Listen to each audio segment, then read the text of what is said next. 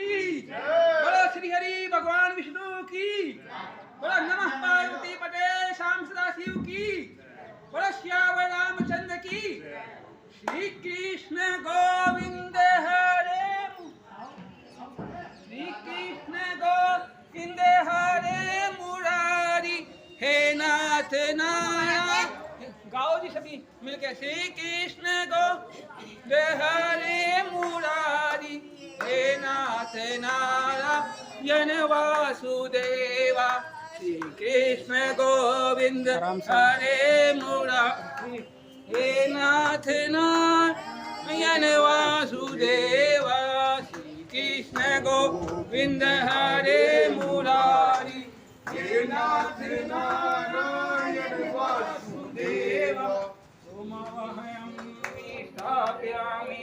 एक मिनट महाराज जी आगे आगे ना हो सब ना सब आगे आ जाएंगे। ओम कस्तूरी तिलकं ललाट पटले बक्षले गोकुलं नासाग्रे वेणुकले कंकणं गोपाल चूडामणि ओम पित्तग्राय विद्महे जगद्धारिणे धीमहि तन्नो पित्त प्रचोदयात् सर्वमंगल मांगल्ये शिवे सर्वार्थ साधिके शरण्ये गौरी नारायणी नमोस्तुते।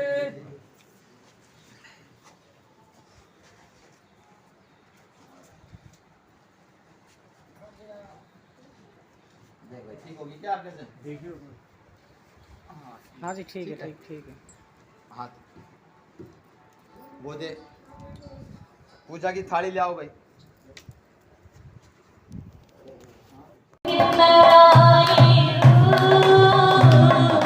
मुझ पे भी कृपा होगी यही सोच के मैं आई हूँ।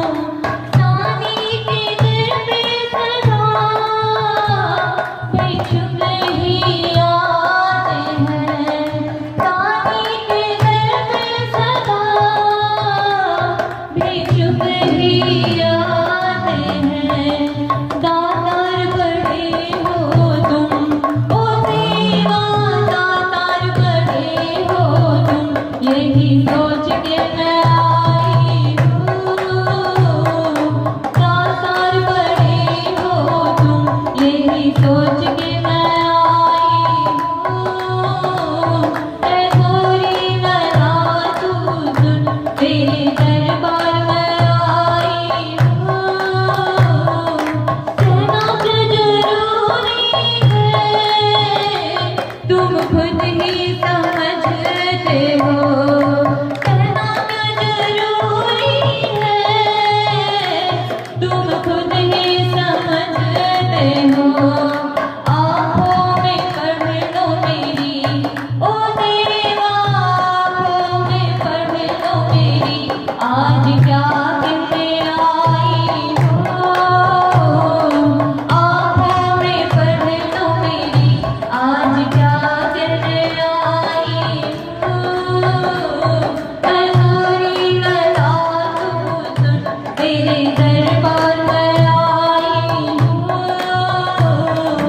मुझ पे भी कृपा होगी ओ देवा मुझ पे भी कृपा होगी यही सोच के मैं आई हूँ। सागर के किनारे से प्यासी नहीं लौटूंगी। सागर के किनारे से प्यासी नहीं लौटूंगी। भर दोगे मेरी गागर ओ देवा भर दोगे मेरी गागर यही सोच के मैं आई हूँ। भर दोगे मेरी गागर यही सोच के मैं आई हूँ। ऐ गोरी गाता तू सुन मेरे दरबार में आई हूँ। ऐ गोरी गाता तू सुन ऐ गोरी गाता तू सुन। बोले साचे दरबार की जय श्रीमद् भागवत गीता पुराण की जय। अब मैं ममता यादव जी से अरदास करूंगा कि 2 शब्द बोलकर हमारा उत्साहवर्धक करें। चलो चलो हाँ बैठे बैठे मैं ज़्यादा तो कुछ नहीं जानती, लेकिन मेरे जो भी गुरु जी महाराज हैं, जो मेरे भाई हैं बहन हैं, सबको मेरा नमस्कार। चूँकि मैं एक साधारण परिवार से हूँ, मैं सिर्फ बस साधारण ही काम कर रही हूँ, मैं ज़्यादा कुछ नहीं कर रही। और मेरी संस्था का नाम है जी नारी सम्मान जन कल्याण। जब घर में नारी का सम्मान होगा तो जन का कल्याण का नाम हो जाएगा जी। तो जैसे गरीब बड़ी बेटी होती है, उनके शादी में सहयोग करना, उसकी आर्थिक स्थिति खराब है, उसमें मैं मदद करती हूँ। जैसे कोई बहन बेटी को परेशान करता होगा, उसके लिए मैं तत्पर रहती हूँ 24 घंटे।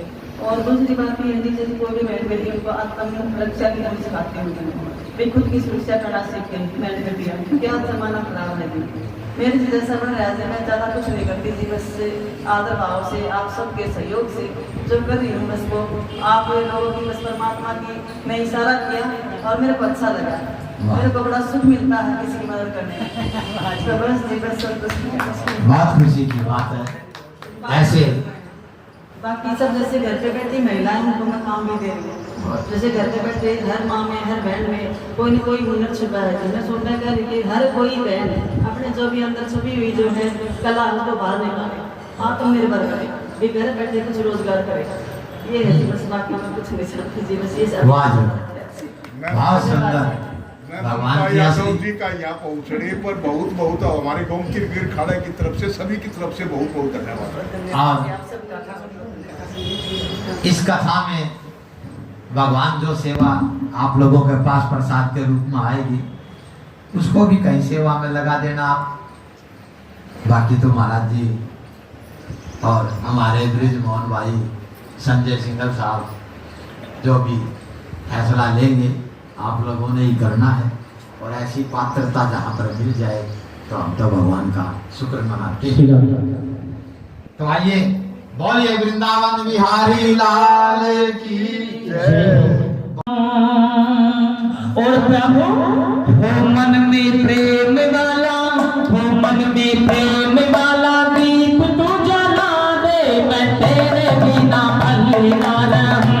मन में प्रेम वाला दीप तू जला दे, मैं तेरे बिना भले ना रहूं।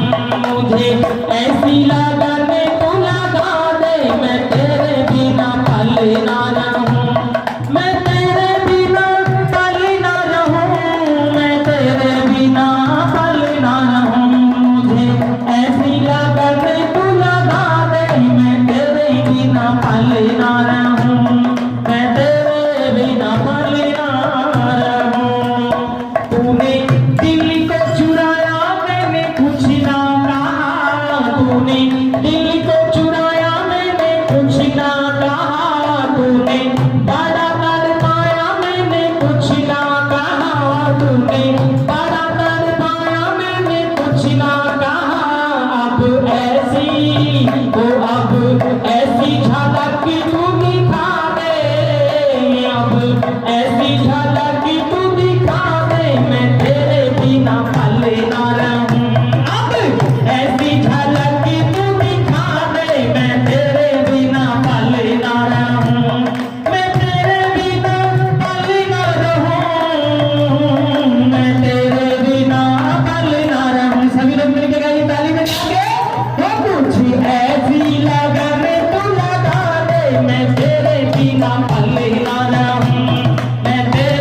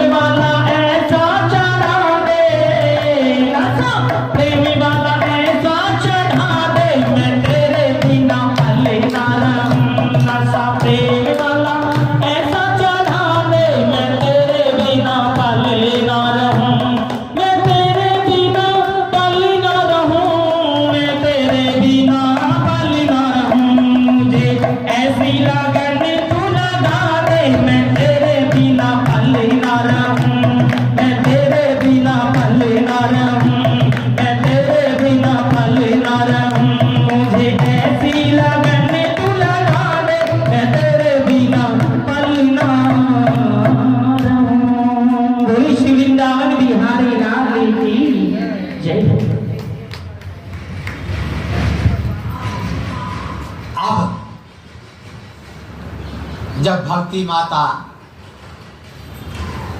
नारद जी से ये कह रही थी, तो नारद जी ने कहा, माता ये कलयुग का प्रभाव, कलयुग के अंदर जीव धर्म से लुप्त हो जाएगा, सदाचार लोप हो जाएंगे, सज्जन दुखी होंगे और दुष्ट सुखी नजर आएंगे। ये कलयुग का प्रभाव। और क्या होगा, सभी लोग धन के लिए कुछ भी करने के लिए तैयार हो जाएंगे। एक बड़ा सुंदर वर्णन है, इस धन का भी बता देता हूं। जो इधर उधर से जो नाजायज आता है, ये क्या करता है? अनरथ से धन होत है, बरस 5 और 7।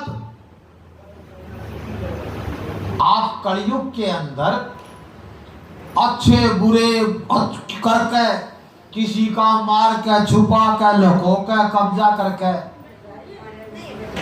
यदि धन को इकट्ठा भी कर लोगे तो शास्त्र में स्पष्ट लिखा है कि अनरथ से धन होत है, बरस 5 और 7, और बरस 12 में 13 में हो जा सत्यानाश। जो अनर्थ से धन आता है उसकी चमक 5 से 7 साल तक आपको खूब नजर आएगी, और 12वें और 13वें साल के अंदर उसी धन का वो एंड होगा कि उसके पुण्य जो है वो क्षीण हो जाएंगे और वो मूल सहित समाप्त हो। जो कुछ आपके पास होगा वो भी चला। तो कलयुग के अंदर भाई जिसने 5-7 साल ऐश करनी हो वो किम में पाप करे जाइए, 12वें 13वें साल ब्याज सहित जाएगा, रुकेगा नहीं। अब भक्ति माता कहती है कि जब इतना बुरा समय आना था तो राजा परीक्षित ने कलयुग को मारा क्यों नहीं? मार देना चाहिए था कि कलयुग आता ही नहीं, ये समय हमारे को देखने के लिए ही नहीं पड़ता। उस समय नारद कहता है, नारद जी कहते हैं, हे भक्ति माता, कलयुग को केवल इसलिए नहीं मारा राजा परीक्षित ने कि कलयुग के अंदर 1000 अवगुण होते हुए भी एक गुण है। अब भक्ति महारानी कहती है, प्रभु इतने अवगुण हो गए, फिर गुण क्या रह गया उसमें? उस समय नारद जी कहते हैं, कलयुग केवल नाम आधारा, सुमर सुमर नर उतरहि पारा, उतरहि पारा। हे माते, हे भक्ति महारानी, जहां जीव संसार के अंदर सतयुग, कलयुग, द्वापर, त्रेता के अंदर योग के द्वारा, तप के द्वारा, समाधि के द्वारा भगवान को प्राप्त करते थे, कलयुग के अंदर तो मेरे परमात्मा इतने आसान हैं। वो आसान क्या है? केवल भगवान का नाम मात्र लेने से जीव का कल्याण हो जाता है। तो कलयुग को राजा परीक्षित ने इसलिए नहीं मारा कि कलयुग के अंदर नाम का जप करने से ही जीव का कल्याण हो जाता है।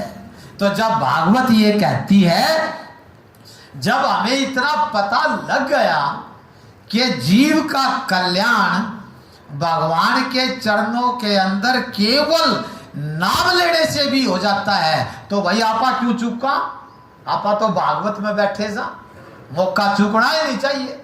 और चुकना नहीं चाहिए तो हमें क्या करना चाहिए कि श्रीमन नारायण नारायण नारायण, श्रीमन नारायण नारायण नारायण, श्रीमन नारायण नारायण नारायण, श्रीमन नारायण नारायण नारायण, श्रीमन नारायण नारायण नारायण, भजलो नारायण नारायण नारायण, श्रीमन नारायण नारायण नारायण। देखो ये भागवत की चाबी है। इस संसार के अंदर आपको ठीक बताता हूं,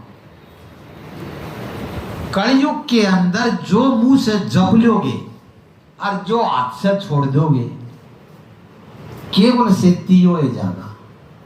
और कितना है तो धन इकट्ठा कर लियो और कितना है कुछ कर लियो, कल्याण का कोई रास्ता, कल्याण का रास्ता है तो जीव का केवल मुख से भगवान का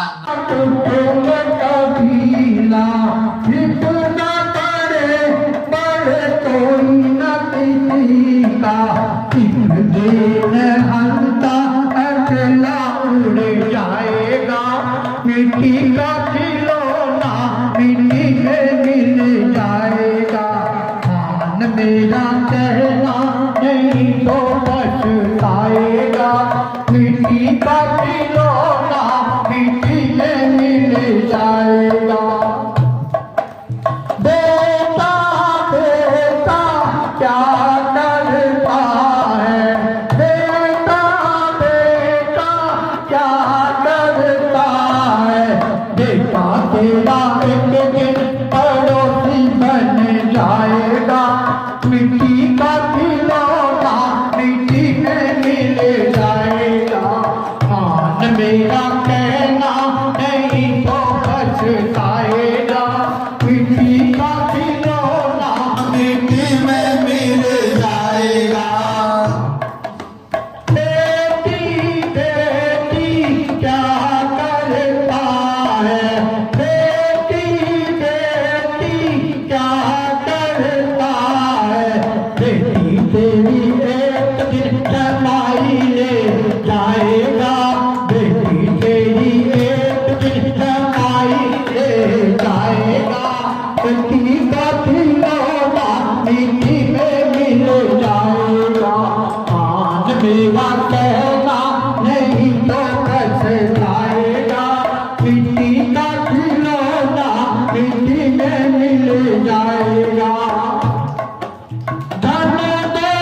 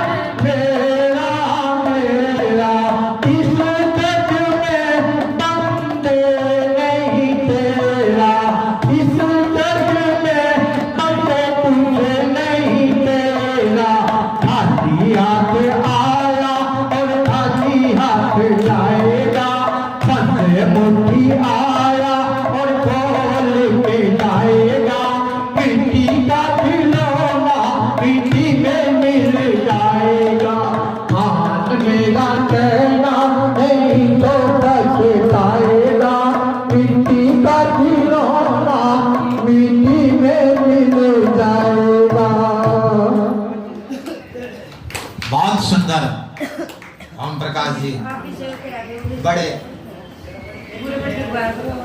भाव से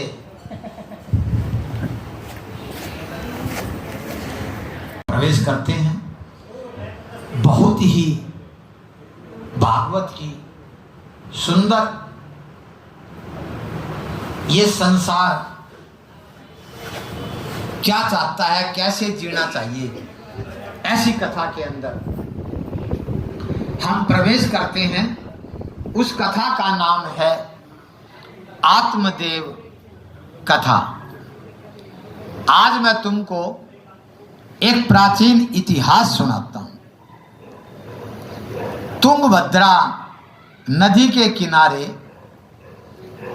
एक कुंदनपुर नाम का राज्य था। वहाँ चारों वर्णों के लोग बड़े सुख में रहते थे। वहीं पर एक ब्राह्मण कुल के अंदर आत्मदेव नाम का ब्राह्मण रहता था, जो बहुत धनाढ्य था। उसकी एक पत्नी थी जिसका नाम धुंधली था। बहुत विद्वान था, धनवान था, लेकिन उसके मुकाबले धुंधली जो उसकी पत्नी थी सुंदर थी, अधिक बातें करने वाली थी, अर्थात अहंकारी थी। संयोग से आत्मदेव के पास सब कुछ था, लेकिन एक अभाव था। उन पंडित जी के, आत्मदेव जी के कोई पुत्र नहीं था। एक दिन दुखी होकर के आत्मदेव जी वन को चले जाते हैं। एक तालाब के पास पानी पिया। वहीं पर जैसे आप और हम यहाँ पर गोमती गिरी अखाड़े के अंदर बैठे हैं, इसी प्रकार वहाँ पर वन के अंदर एक ऐसा ही स्थान था। वहाँ पर सिद्ध संत बैठे थे। आत्मदेव उसके पास जाता है, सन्यासी के पास, उनको प्रणाम करता है और रोने लग जाता है। सन्यासी उसको रोते हुए देख करके दया आ जाती है।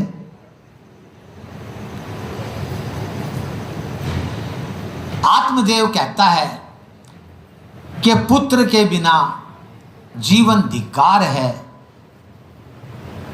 मैं पुत्र के बिना मेरे धन को धिक्कार है। पुत्र के बगैर मेरे कुल को धिक्कार है। आत्मदेव साधु को ये बात कहता है। अब साधु ने अपने ज्ञान से देखी, ला पंडित जी तुम तो एक जन्म की कह रहे हो, मुझे तो पिछली 7 जन्म के अंदर भी आपके संतान नहीं है। अब आत्मदेव दुखी हुआ, रोने लगा और रो रो के कहता है कि हे साधु महात्मा, मैंने सुना है कि संत अपनी शक्ति से पुत्र दे सकते हैं, इसलिए आप मुझे पुत्र दें। अरे नु बोला मैं कैसे पुत्र दूं? अब आत्मदेव कहता है अगर आप मुझे पुत्र नहीं दोगे तो मैं यहीं पर आत्महत्या करके मर जाऊंगा और आपका नाम लेकर मरूंगा।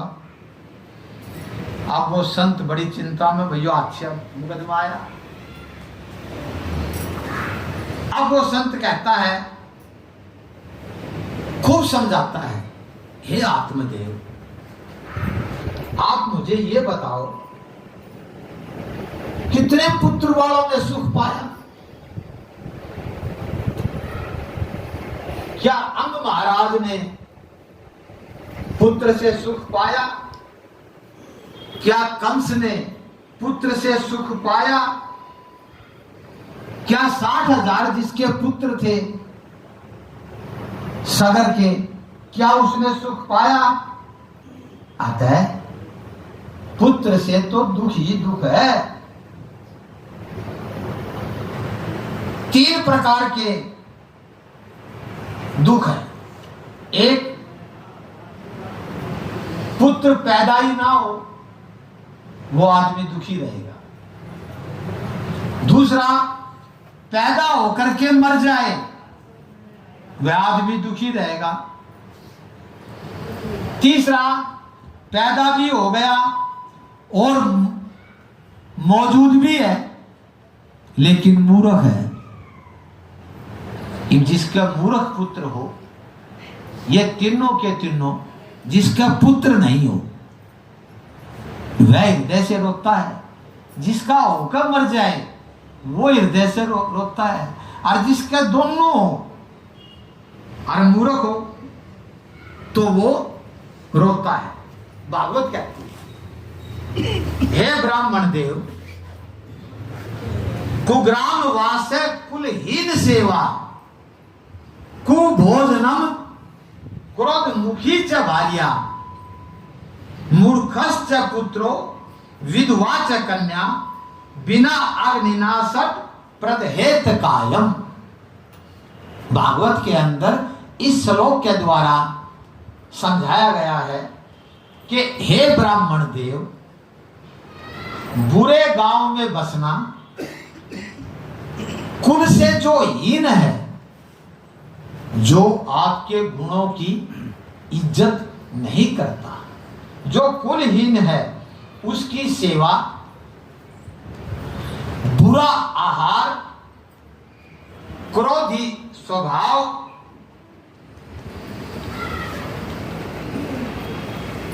की पत्नी, जिसकी पत्नी क्रोधी स्वभाव की होगी वो दुखी रहेगा, कोई भी हो जाए।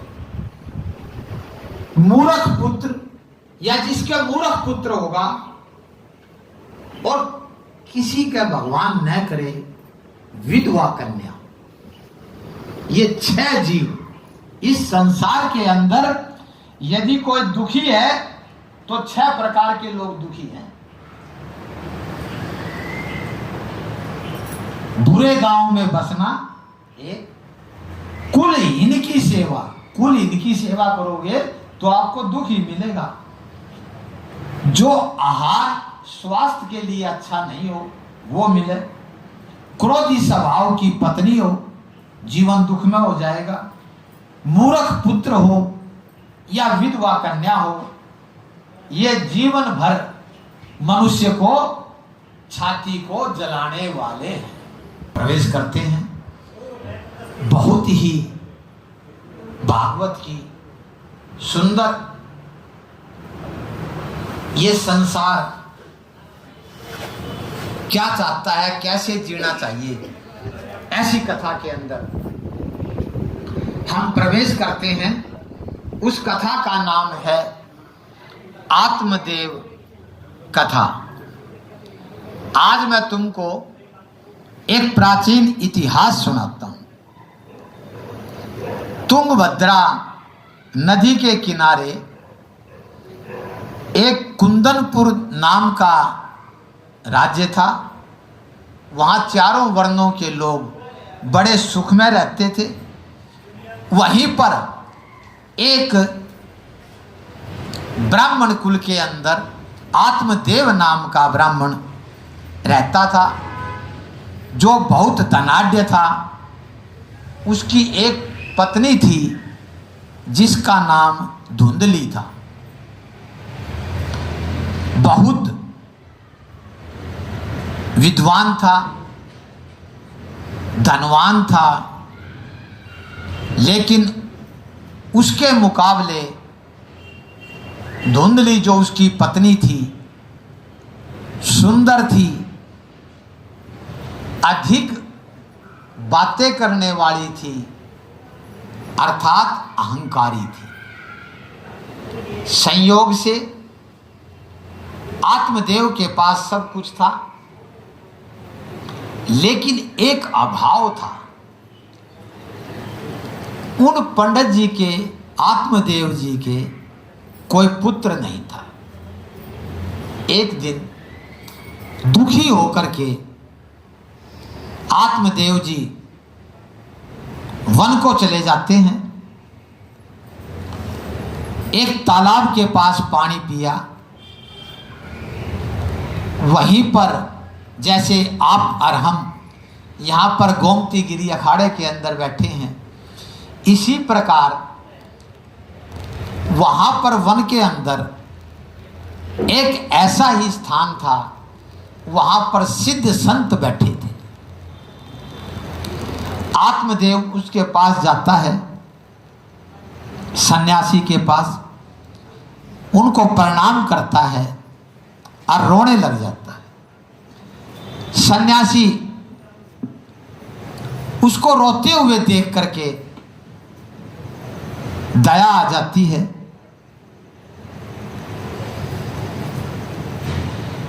आत्मदेव कहता है कि पुत्र के बिना जीवन धिक्कार है। मैं पुत्र के बिना मेरे धन को धिक्कार है। पुत्र के बगैर मेरे कुल को धिक्कार है। आत्मदेव साधु को ये बात कहता है। अब साधु ने अपने ज्ञान से देखी, ला पंडित जी तुम तो एक जन्म की कह रहे हो, मुझे तो पिछली 7 जन्म के अंदर भी आपके संतान नहीं है। अब आत्मदेव दुखी हुआ, रोने लगा और रो रो के कहता है कि हे साधु महात्मा, मैंने सुना है कि संत अपनी शक्ति से पुत्र दे सकते हैं, इसलिए आप मुझे पुत्र दें। अरे नु बोला मैं कैसे पुत्र दूं? अब आत्मदेव कहता है अगर आप मुझे पुत्र नहीं दोगे तो मैं यहीं पर आत्महत्या करके मर जाऊंगा और आपका नाम लेकर मरूंगा। अब वो संत बड़ी चिंता में, भैया अच्छा मुकदमा आया। अब वो संत कहता है, खूब समझाता है, हे आत्मदेव आप मुझे ये बताओ कितने पुत्र वालों ने सुख पाया? क्या अंग महाराज ने पुत्र से सुख पाया? क्या कंस ने पुत्र से सुख पाया? क्या 60,000 जिसके पुत्र थे सगर के, क्या उसने सुख पाया? अतः पुत्र से तो दुख ही दुख है। 3 प्रकार के दुख है। एक, पुत्र पैदा ही ना हो, वो आदमी दुखी रहेगा। दूसरा, पैदा होकर के मर जाए, वह आदमी दुखी रहेगा। तीसरा, पैदा भी हो गया और मौजूद भी है लेकिन मूर्ख है। जिसका मूर्ख पुत्र हो, ये तीनों के तीनों, जिसका पुत्र नहीं हो वह हृदय से रोता है। जिसका होकर मर जाए वो हृदय से रोता है, और जिसका दोनों हो और मूर्ख हो तो वो रोता है। भागवत कहती है, हे ब्राह्मण देव, कुग्राम वास कुलहीन सेवा, कुभोजनम क्रोध मुखी च भार्या, मूर्खश्च पुत्रो विधवा च कन्या बिना अग्निनाशट प्रदहेत कायम। भागवत के अंदर इस श्लोक के द्वारा समझाया गया है कि हे ब्राह्मण देव, बुरे गांव में बसना, कुल से जो हीन है, जो आपके गुणों की इज्जत नहीं करता, जो कुलहीन है, उसकी सेवा, बुरा आहार, क्रोधी स्वभाव,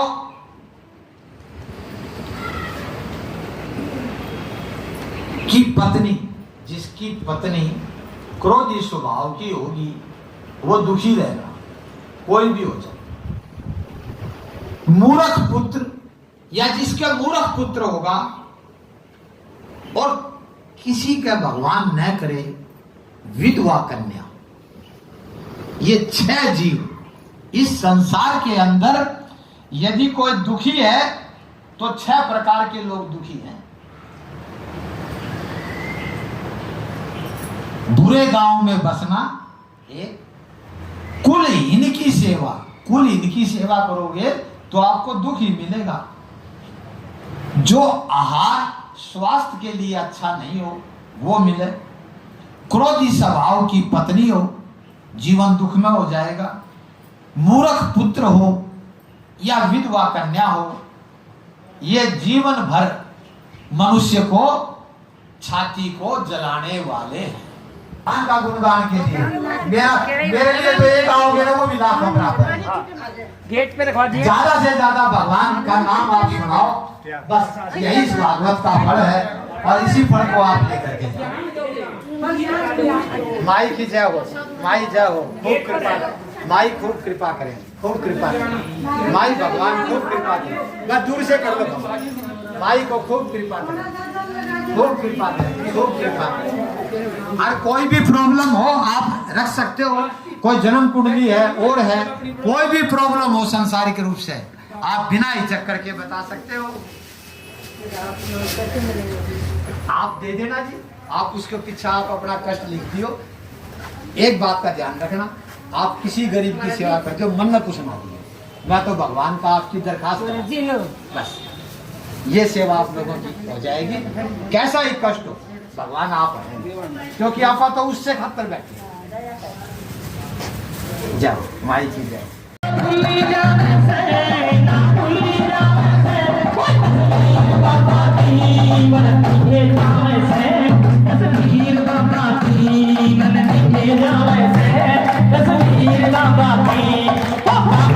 तस्वीर मेरे पैरों में रोम में बस गई, गोमतीगिरी महाराज जी ने देखकर नए दर्श की, देखकर नए दर्श की, देखकर नए दर्श की।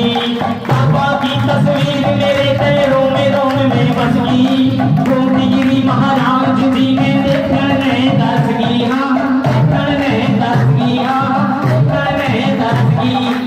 बाबा तो मने आके बारे से, मने आके बारे से, कोई तस्वीर बाबा की मन के जावे से, तस्वीर बाबा की मन के जावे से, तस्वीर बाबा की ना भूली जावे से, ना भूली जावे से, तस्वीर बाबा की मन के जावे से, तस्वीर बाबा की मन के जावे से, तस्वीर बाबा की।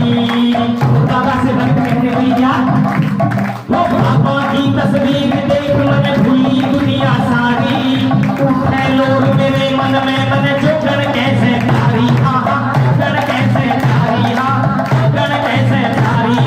बाबा की तस्वीर देख मन भूली वो दुनिया सारी, उठे लोग मेरे मन में मन जोकर कैसे प्यारी, जोकर कैसे प्यारी, जोकर कैसे प्यारी। ओ मेरे लगने लगावे से, मेरे लगने लगावे से, कोई तस्वीर बाबा की मन के जावे से, तस्वीर बाबा की मन के जावे से, तस्वीर बाबा की मन के जावे से, तस्वीर बाबा की। ओ ना भूली जावे से, ना भूली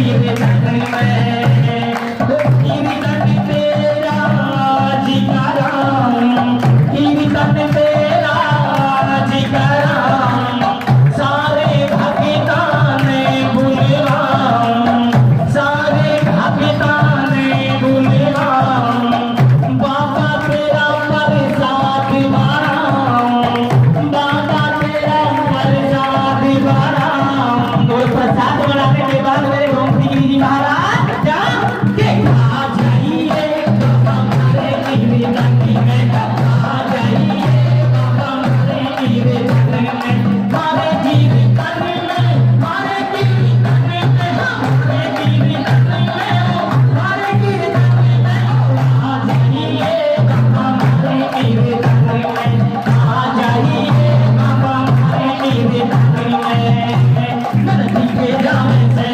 तस्वीर बाबा की वो नदी के जाने से तस्वीर बाबा की नदी के जाने से तस्वीर बाबा की नदी के जाने से तस्वीर बाबा की बोली बाबा गोमती गिरी जी महाराज जी की बोली श्री वृंदावन बिहारी लाल की बोलिए राधे राधे सरकार की। चलिए आरती के लिए सभी लोग खड़े हो जाएंगे। मैं सभी चारु भक्षणम उमासुतम शोक विनाशकारकम नमामि विघ्नेश पाद पंकजम। महाराजियों को बोल लो न सब आरती करवाते सब श्री भागवत भगवान की है आरती पापियों को पाप से है आरती पापियों को पाप से है आरती श्री भागवत भगवान की है आरती पापियों को पाप से है आरती पापियों को पाप से पापियों को पाप से पापियों को पाप से पापियों को पाप से तेरी भागवत भगवान की है आरती पापियों को पाप से है आरती पापियों को पाप से है आरती ये आमोदी प्राप्ति ये मुक्ति पंथ के परचम वेद निराला सब दोष जरा दे वाला ये आमोदी प्राप्ति ये मुक्ति पंथ के परचम वेद निराला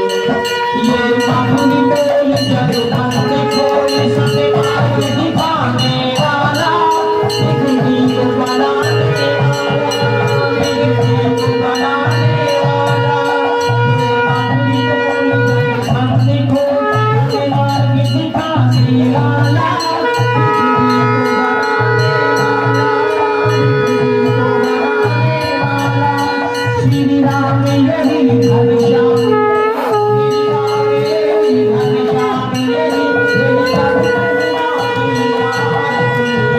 पापियों को पाप से तार दे, पापियों को पाप से तार दे, तेरी भागीरथ भगवान की है आरती, पापियों को पाप से तार दे, पापियों को पाप से, पापियों को पाप से, श्री भागीरथ भगवान की है आरती, पापियों को पाप से तार दे, पापियों को पाप से तार दे।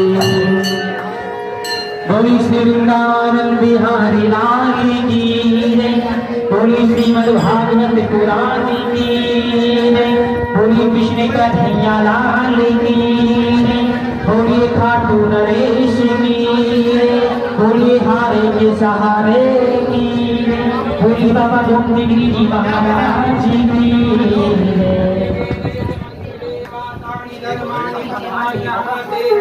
जय।